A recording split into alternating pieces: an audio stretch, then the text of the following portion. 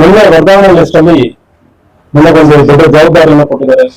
ಬೆಳಗಾಂ ಜಿಲ್ಲೆಗೆ ಒಂದು ಇಡೀ ಕರ್ನಾಟಕದಲ್ಲಿ ಮತ್ತೆ ಪ್ರೆಸ್ಟಿಜಿಯಸ್ ಡಿಸ್ಟ್ರಿಕ್ಟ್ ಅಂತ ಒಂದು ಜಿಲ್ಲೆಯಲ್ಲಿ ನಮ್ಮ ಇಲಾಖೆಯಿಂದ ಮತ್ತು ಈ ಗವರ್ಮೆಂಟ್ ಅವರು ಕೂಡ ನಮಗೆ ಒಂದು ದೊಡ್ಡ ಜವಾಬ್ದಾರಿಯನ್ನು ಕೊಟ್ಟಿದ್ದಾರೆ. ಇದೊಂದು ದೊಡ್ಡ ಜವಾಬ್ದಾರಿ, ಬಿಗ್ಗೆಸ್ಟ್ ಡಿಸ್ಟ್ರಿಕ್ಟ್, ಬಹಳಷ್ಟು ಚಾಲೆಂಜಸ್ ಇರುತ್ತದೆ. ಸೊ ಫಸ್ಟ್ ಆಫ್ ಆಲ್ ನಾನು ಕರ್ನಾಟಕಕ್ಕೆ ಬರುವಾಗ 2018 ಅಲ್ಲಿ ಟ್ರೈನಿಂಗ್ ಅಲ್ಲಿ ಇರುವಾಗ ನಾನು ಫಸ್ಟ್ ಬೆಳಗಾಂಗೆ ಬಂದೆ. ಯೂನಿಫಾರ್ಮ್ ಹಾಕೊಂಡು ನಾವು ಕರ್ನಾಟಕಕ್ಕೆ ಎಂಟ್ರಿ ಆಗಿರೋದು ಫಸ್ಟ್. ಟ್ರೈನಿಂಗ್ ಸಂದರ್ಭದಲ್ಲಿ ನಾವು ಬೆಳಗಾಂ ಅಲ್ಲಿ ಬಂದಿದ್ದೀವಿ, ಒಂದು 5 ದಿವಸ ಇದ್ದೆ. ಸೊ ಅದಾದ್ಮೇಲೆ ಹುಬ್ಳಿ ಧಾರವಾಡ ಅಲ್ಲಿ ಸ್ವಲ್ಪ 1 ವರ್ಷ ಕೆಲಸ ಮಾಡಿದೆ DCP ಲಾಂಡರ್ ಆಗಿ. ಸೊ ಸ್ವಲ್ಪ ಏರಿಯಾ ಪರಿಚಯ ಇದೆ ಮತ್ತು ಸೂಪರ್ಫಿಸಿಯಲಿ ಸ್ವಲ್ಪ ಏರಿಯಾ ಇದೆಲ್ಲ ಪರಿಚಯ ಇದೆ. ವರ್ಕ್ ಕಲ್ಚರ್ ಸ್ವಲ್ಪ ಪರಿಚಯ ಇದೆ. ಈಗ ನಮ್ಮ ಜೊತೆಗಿರೋ ಅಡಿಷನಲ್ SP ಅವರು DSP ಅವರು ಕೂಡ ಪರಿಚಯ ಇದ್ದಾರೆ. ಇದಕ್ಕೆ ಹಿಂದೆ ಜೊತೆಗೆ ಕೆಲಸ ಮಾಡಿದೀವಿ.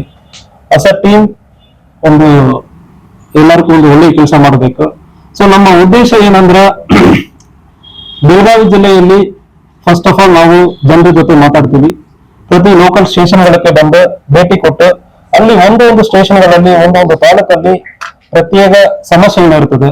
ಫಸ್ಟ್ ಜನರ ಕಡೆ ಒಂದು ಅವ್ರಿಗೆ ಏನು ಸಮಸ್ಯೆಗಳಂದ್ರೆ ಫಸ್ಟ್ ತಿಳ್ಕೊಂಡು ಅದಕ್ಕೆ ತಕ್ಕಂಗೆ ನಾವು ಕ್ರಮ ಕೈಗೊಳ್ತೀವಿ.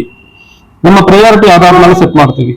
ಸೆಕೆಂಡ್, ನಮ್ಮ ಉದ್ದೇಶ ಏನಂದ್ರೆ ಇಲ್ಲಿ ಒಂದು ಜಿಲ್ಲಾ ವರಿಷ್ಠಾಧಿಕಾರಿಯಾಗಿ ಯಾರೇ ಒಬ್ಬರು ಒಂದು ಅವ್ರಿಗೆ ಬ್ಯಾಕ್ ಗ್ರೌಂಡ್ ಇತ್ತು ಇಲ್ಲ ರೆಫರೆನ್ಸ್ ಯಾವ್ದು ಬೇಕಾಗಲ್ಲ, ನಮ್ಮ ಆಫೀಸಕ್ಕೆ ಯಾರು ಬೇಕಾದ್ರೆ ಬರಬಾರ್ದು. ನಾನು ಇದಕ್ಕೆ ಹಿಂದೆ ನಾವು ಕೆಲಸ ಮಾಡೋ ಸಂದರ್ಭದಲ್ಲಿ ಕೂಡ ಯಾರು ರೆಫರೆನ್ಸ್ ಬೇಕಾಗಲ್ಲ, ಆಫೀಸರ್ ಪರಿಚಯ ಇದ್ದಾರೋ ಯಾರು ರೆಫರೆನ್ಸ್ ಇಲ್ಲದೆ ನಮ್ಮ ಆಫೀಸಕ್ಕೆ ಸೀದಾ ಬರಬಾರ್ದು. ನಮಗೊಂದು ಅನ್ಯಾಯ ಆಗಿದೆ ಅಂದ್ರೆ ಈ ಸಂದರ್ಭದಲ್ಲಿ ನ್ಯಾಯ ಕೊಡಬೇಕಂದ್ರೆ ಒಂದು ಉದ್ದೇಶದಿಂದ ನಾನು ಕೆಲಸ ಮಾಡ್ತಾ ಇದ್ದೀನಿ. ನಮ್ಮ ಆಫೀಸರ್ಸ್ ಅನ್ನು ಕೂಡ ಅದೇ ರೀತಿಯಲ್ಲಿ ನಾವು ಕೆಲಸ ಮಾಡಿಸ್ತೀವಿ. ಜೊತೆಗೆ ಫ್ರೀ ರಿಜಿಸ್ಟ್ರೇಷನ್ ಆಫ್ FIR ಇದು ಗವರ್ಮೆಂಟ್ ಪ್ರಯಾರಿಟಿನೇ ಇರ್ತದೆ. ಇಲಾಖೆಯಲ್ಲಿ ಕೂಡ ಇದು ನಮ್ಮ DG and IGP ಸಾಹೇಬರು ಕೂಡ ಇದು ಪ್ರಯಾರಿಟಿಯಲ್ಲಿ ಇದೆ. So free registration of FIR ಯಾವುದೇ ಒಂದು ಘಟನೆ ಆಗುತ್ತಂದ್ರೆ ಈ ರಾಜ್ಯ ಪಂಚಾಯತ್ ಅದಕ್ಕೆ ಅವಕಾಶ ಕೊಡಲ್ಲ. ಸೊ ಇದಕ್ಕೆ ಹಿಂದೆ ನಾನು ಟ್ರೈನಿಂಗ್ ಪೀರಿಯಡ್ ಮುಗಿದಾದ್ಮೇಲೆ ASP ಪೀರಿಯಡ್ ತಗೊಂಡು ಇದು ಬಾರಿ ನಾನು ಎಲ್ಲಿ ಎಲ್ಲ ಹೋಗಿದ್ದೀನೋ ಅಲ್ಲಿ minimum 20 to 30% of registration of FIR ಜಾಸ್ತಿ ಆಗಿದೆ. So the doesn't mean that time ಜಾಸ್ತಿ ಆಗಿದೆ ಅಂದ್ರೆ ಇಲ್ಲ.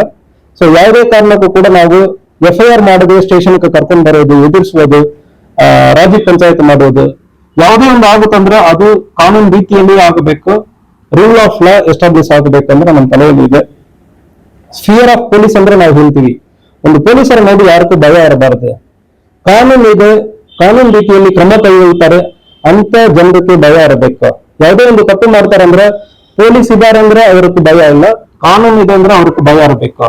So I am dead against extra judicial things ಮತ್ತು ಟಾರ್ಚರ್ ಮಾಡುವುದು ಅಂತ ವಿಚಾರಕ್ಕಿಂತ ರೂಲ್ ಆಫ್ ಲಾ ನಲ್ಲಿ ನಾವು ಕ್ರಮ ಕೈಗೊಳ್ತೀವಿ. ಇದಕ್ಕೆ ಹಿಂದೆ ನಾವು ಕೆಲಸ ಮಾಡಿರೋ ಸಂದರ್ಭದಲ್ಲಿ ಕೊಡಗು ಜಿಲ್ಲೆಯಲ್ಲಿ ಫಸ್ಟ್ ಡೆತ್ ಸೆಂಟೆನ್ಸ್ ಈ ತಿಂಗಳಲ್ಲಿ ಒಂದು ಸಿಕ್ಕಿದೆ. 2025 ಮಾರ್ಚ್ ತಿಂಗಳಲ್ಲಿ ಆಗಿರುವ ಕೇಸಲ್ಲಿ ಡಿಸೆಂಬರ್ ತಿಂಗಳಲ್ಲಿ ಡೆತ್ ಸೆಂಟೆನ್ಸ್ ಅನ್ನು ನಾನು ತಗೊಂಡಿದ್ದೀನಿ. ಸೊ ನಮ್ಮ ಆಫೀಸರ್ಸ್ ಸೂಚನೆಗಳನ್ನು ಇನ್ವೆಸ್ಟಿಗೇಷನ್ ಅಲ್ಲಿ ಕಾನ್ಸಂಟ್ರೇಟ್ ಮಾಡಿ ಜನರಿಗೆ ಕಾನೂನು ರೀತಿಯಲ್ಲಿ ಅವ್ರಿಗೆ ಭಯ ಇರಬೇಕು. ಇಂತಹ ಒಂದು ಶಿಕ್ಷೆ ಇದೆ ಅಂದ್ರೆ ಅದು ಶಿಕ್ಷೆ ಆಗಬೇಕು. ಒಂದು ಘಟನೆ ಆದ್ಮೇಲೆ ಅದು ಶಿಕ್ಷೆ ಆಗಬೇಕು. ಇಲ್ಲಾಂದ್ರೆ ಕಾನೂನಿಗೂ ಬೆಲೆ ಇರಲ್ಲ, ಪೊಲೀಸರಿಗೂ ಬೆಲೆ ಇರಲ್ಲ. So rule of law will be established. ಇದು ನಮ್ಮ ಉದ್ದೇಶ ಇರ್ತದೆ. Belagavi district Karnataka, Maharashtra, Goa 3 state connectivity ಬರ್ತದೆ. ಬಾರ್ಡರ್ ಅಲ್ಲಿ ಇದೆ, 3 ಸ್ಟೇಟ್ ಬಾರ್ಡರ್ ಕನೆಕ್ಟಿವಿಟಿ ಆಗ್ತದೆ.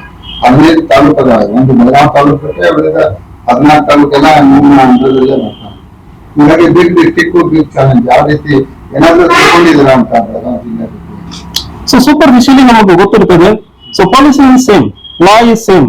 ಸೊ ಇಷ್ಟು ದೊಡ್ಡ ಜಿಲ್ಲೆ ಇದೆ ಅಂದ್ರೆ ಕೂಡ ನಮಗೆ ಅಷ್ಟು ಸಹಕಾರ ನೀಡುವುದಕ್ಕೆ ನಮಗೆ ಆಫೀಸರ್ಸ್ ಅಷ್ಟೊಂದು ಸಹಕಾರ ನೀಡ್ತಾರೆ. ಅಡಿಷನಲ್ SP ಇರ್ತಾರೆ, ಇದು DSP, ಒಂದು ಸಣ್ಣ DSP ಇದೆ, 6 DSP ಇರ್ತಾರೆ. ಸೊ ಅಷ್ಟು ಪೊಲೀಸ್ ಸ್ಟೇಷನ್ಗಳು ಇರ್ತದೆ. So it is manageable. Law and order wise ನಮಗೆ ಬೇಕಾದಷ್ಟು ಫೋರ್ಸ್ ಇರ್ತದೆ. ಎಲ್ಲಿ ಒಂದು ಸಮಸ್ಯೆ ಆಗುತ್ತೆ ಅಂದ್ರೆ ನಾವು ಮೊಬಿಲೈಸ್ ಮಾಡೋದಕ್ಕೆ ಬೇಕಾದಷ್ಟು ಫೋರ್ಸ್ ಇರ್ತದೆ. ಸ್ಟ್ರಾಂಗ್ DR ಇರ್ತದೆ. ಸೊ ಮತ್ತು ಸಿಟಿ ಇರ್ತದೆ ನಮಗೆ ಇಮಿಡಿಯೇಟ್ಲಿ ಸಹಕಾರ ಮಾಡೋದಕ್ಕೆ. ಸೊ ಜಿಲ್ಲೆ ದೊಡ್ಡದಾದ್ಮೇಲೆ ಕೂಡ ಅದಕ್ಕೆ ತಕ್ಕಂಗೆ ನಮಗೆ ಪೊಲೀಸ್ ಫೋರ್ಸ್ ಕೂಡ ಇರ್ತದೆ. ಅದರಿಂದ ಇಟ್ ಇಸ್ ಮ್ಯಾನೇಜಬಲ್. ಇದಕ್ಕೆ ಹಿಂದೆ ಮ್ಯಾನೇಜ್ ಮಾಡಿದರೆ ನಾವು ಮ್ಯಾನೇಜ್ ಮಾಡ್ತೀವಿ.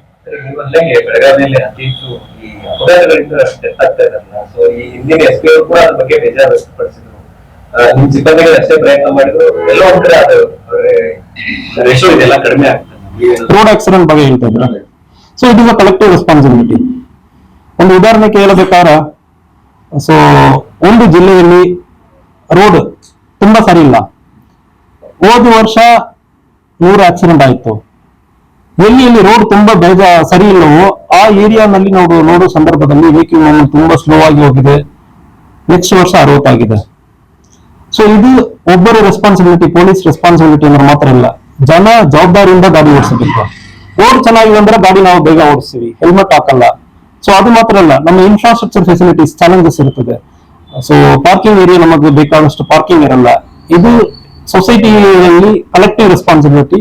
V will insist. ನಾವು ಮಾತ್ರ ಕೆಲಸ ಮಾಡೋದು ಮಾತ್ರ ಇಲ್ಲ, ಉಳಿದ ಇಲಾಖೆಗಳು, national highway, state highway, PWD department ಮತ್ತು ಪಂಚಾಯತ್ ರಾಜ್ ಅಲ್ಲಿ, ಈವನ್ ಇಂಟೀರಿಯರ್ ಏರಿಯಾನಲ್ಲಿ ಕೂಡ ರೋಡ್ ಚೆನ್ನಾಗಿದೆ ಅಂದ್ರೆ ನಮ್ಮವ್ರ ಗಾಡಿ ಬೇಗ ಓಡಿಸ್ತಾರೆ.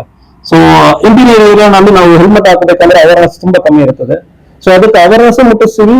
ಅದೇ ರೀತಿಯಲ್ಲಿ ಇನ್ಫ್ರಾಸ್ಟ್ರಕ್ಚರ್ ಅನ್ನು ಡೆವಲಪ್ ಮಾಡೋದಕ್ಕೆ ಮತ್ತು ಸೈನ್ ಬೋರ್ಡ್ಸ್ ಇರೋದಕ್ಕೆ, ಸೊ ಅದಕ್ಕೂ ಕೂಡ ಬೇರೆ ಬೇರೆ ಇಲಾಖೆಗಳ ಕೋಆರ್ಡಿನೇಷನ್ ಮೀಟಿಂಗ್ ಇರ್ತದೆ. 3 ತಿಂಗಳಿಗೊಮ್ಮೆ ಕೋಆರ್ಡಿನೇಷನ್ ಮೀಟಿಂಗ್ DCR ನೇತೃತ್ವದಲ್ಲಿ ಇರ್ತದೆ. ಆ ಮೀಟಿಂಗ್ ಅಲ್ಲಿ ಕೂಡ ನಾವು ಇನ್ಸಿಸ್ಟ್ ಮಾಡ್ತೀವಿ, ಅದನ್ನು ಕೂಡ ನಾವು ಕೈಯಾರಿಯಲ್ಲಿ ತಗೊಳ್ತೀವಿ. ಹೆಚ್ಚಿನ ವಿಡಿಯೋಗಳಿಗೆ ಪ್ರತಿಧ್ವನಿ ಯೂಟ್ಯೂಬ್ ಚಾನೆಲ್ ಸಬ್ಸ್ಕ್ರೈಬ್ ಮಾಡಿ, ಬೆಲ್ ಐಕಾನ್ ಕ್ಲಿಕ್ ಮಾಡಿ.